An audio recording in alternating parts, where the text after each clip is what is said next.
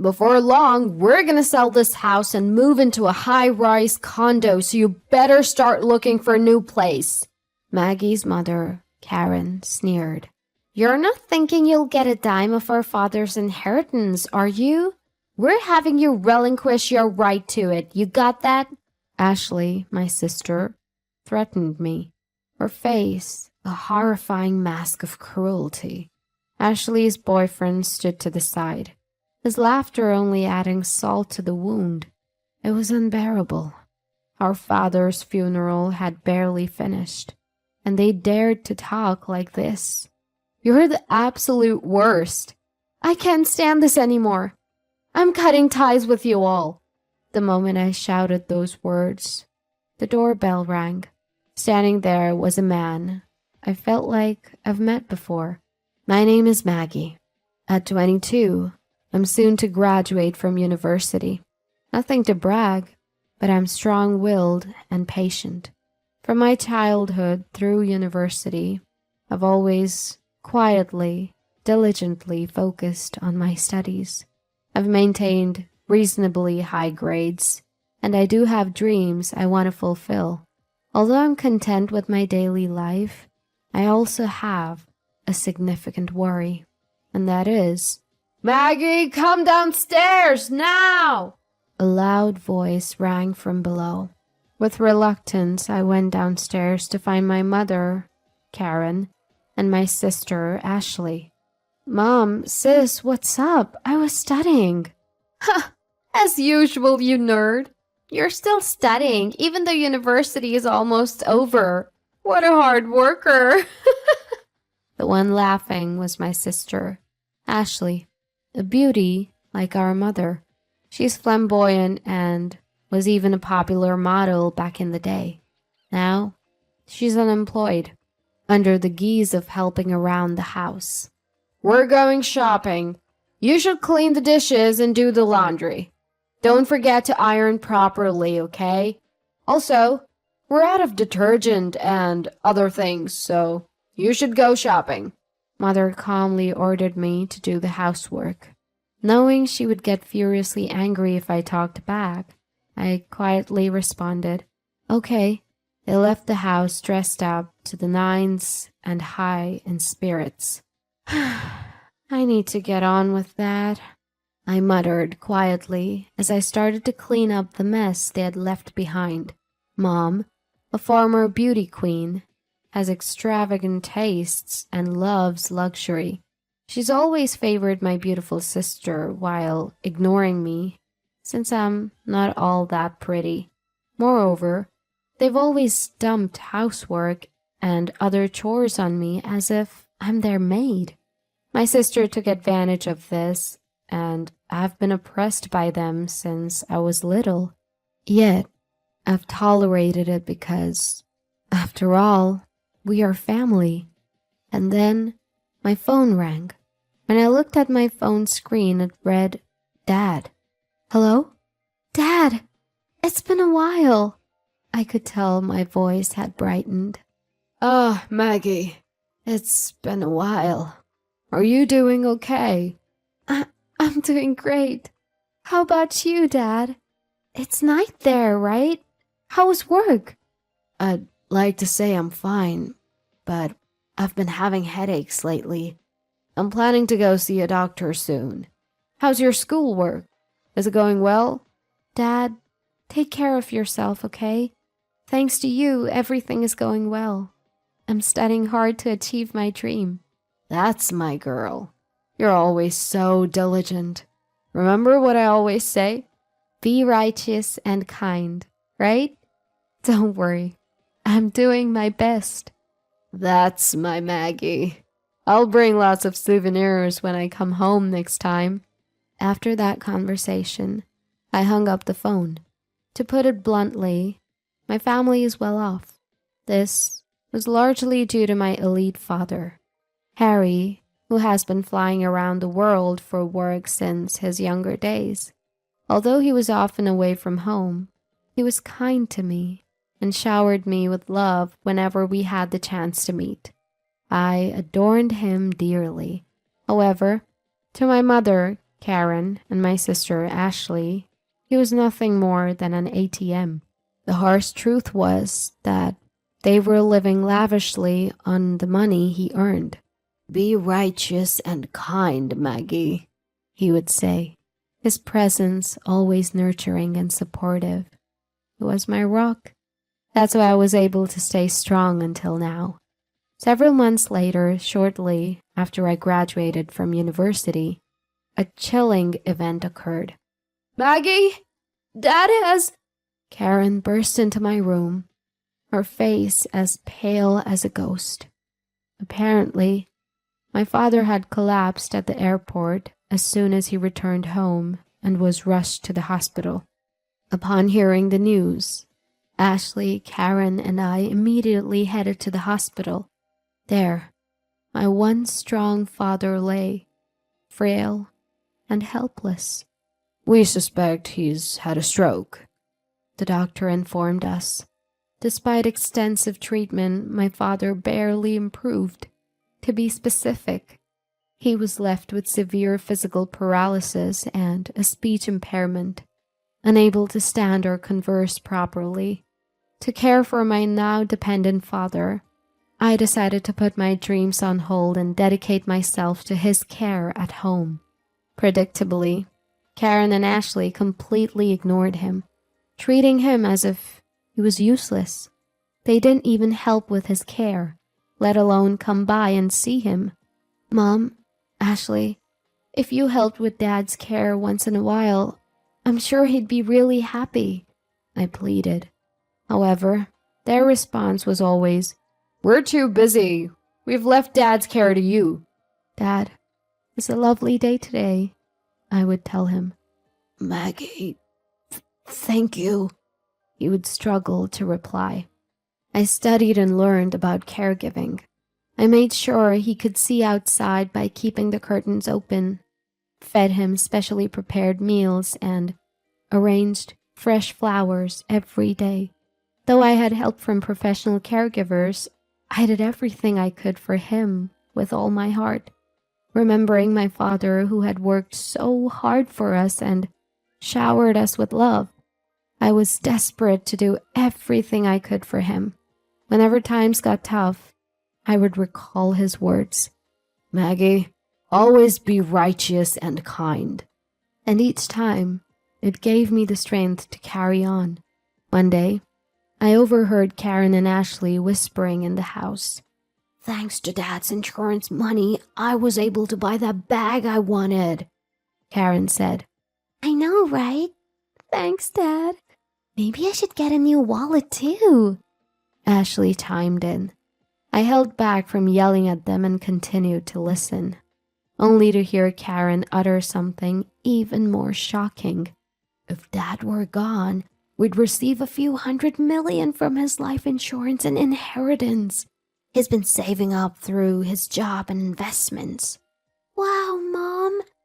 Then we should totally buy a luxury condo. And my boyfriend could live with us. Oh, I wish Dad would hurry up and die." Indeed. I couldn't bear it any longer and left the scene. My father was struggling to stay alive, and yet they were spending his insurance money and dreaming about a luxury condo from his inheritance, wishing for him to die sooner. I felt like vomiting out of anger and despair. In reality, my mother and Ashley had been living it up recently, buying up brand name items, and even leaving my father and me behind to go on overseas trips. But there was no way I could tell my father, who was already having such a hard time. I didn't want to sadden him. Pretending I hadn't heard my mother and Ashley's conversation, I devoted myself to taking care of my father. Many friends and acquaintances often came to visit my father. They all loved him. I particularly remember an older man in a suit and glasses who often came. I wasn't present, but he was probably an executor from my father's company or something. He would bow his head and greet me whenever he saw me. I was happy that my father was loved, and on the days when he had visitors, his face seemed brighter. I thought these days would continue, but a few months later, my father had a stroke recurrence and suddenly passed away. Dad, Dad, I cried, clinging to my father's body that no longer spoke. Even my mother and Ashley shed tears this time, mourning the loss of my father. What followed was a whirlwind. There was a wake and a funeral to be held, and of course my mother, the chief mourner, did nothing. Neither did Ashley. In the end, I had to go through all the procedures by myself, running around in a rush. The wake ended, and many people attended the funeral, with many flowers arriving as well. Seeing the character and popularity my father had in life, I felt somewhat comforted. At the funeral, sobbing voices echoed, and my father, with a peaceful face, embarked on his journey. In the evening of the day when the first 7 days were over, I had finally started to recover a bit from the sadness. As I was cleaning up the 7th day, my mother and Ashley called me into the living room. Next to Ashley was a man who was said to be her fiancé. Like Ashley, he looked good, but given his former job as a male stripper, his inner frivolity was clear.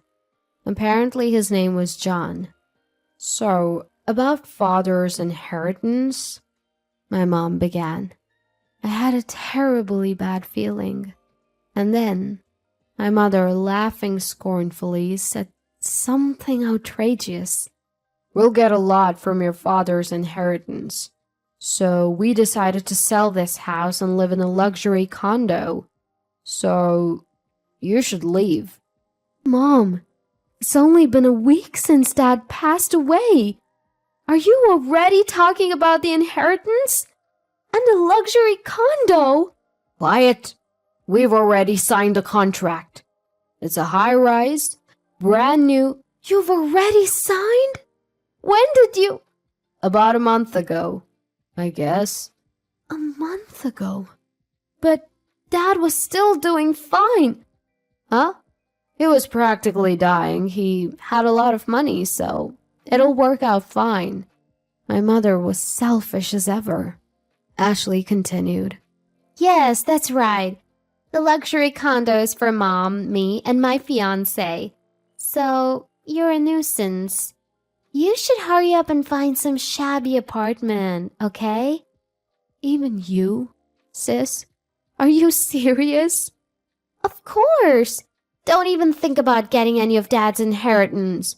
We'll have you renounce it. You understand, right? Ashley was approaching me with a terrifying expression. Next to her, her fiancé was laughing. Seeing my father's inheritance in the corner of my eye made me feel suffocated. It was too much. They had the nerve to say such things before my dad's mourning was even over. You guys are the worst. I can't stand it anymore. I'm cutting ties with both of you. Huh? We'd actually feel relieved if you cut ties with us. My mother and Ashley laughed at me. I clenched my fists and started trembling. At that moment, the front door bell rang. Straightening my trembling breath, wiping my tears, I opened the door, thinking it might be a late visitor. And then, good evening. My condolences for your loss. The man who deeply bowed his head at the entrance was the middle-aged man in a suit and glasses, who frequently visited my father's sick bed. Thank you. Please come in. As I was about to invite him in, the man presented his business card. Please check this. My name is Watson, an attorney assigned by your father. The business card indeed belonged to a law firm, and although I had not noticed it before, a badge denoting him as a lawyer was gleaming on his chest. Dad's lawyer? As I was surprised, my mother, Ashley, and her boyfriend came out from behind. Huh? What does a lawyer want from us? Watson responded to my mother's skeptical expression. I've come to discuss your husband's inheritance. Can we talk for a moment? Watson sat down in the living room. My mother sat directly across from him, and Ashley and her boyfriend sat next to her. I ended up sitting on the side, facing them alone.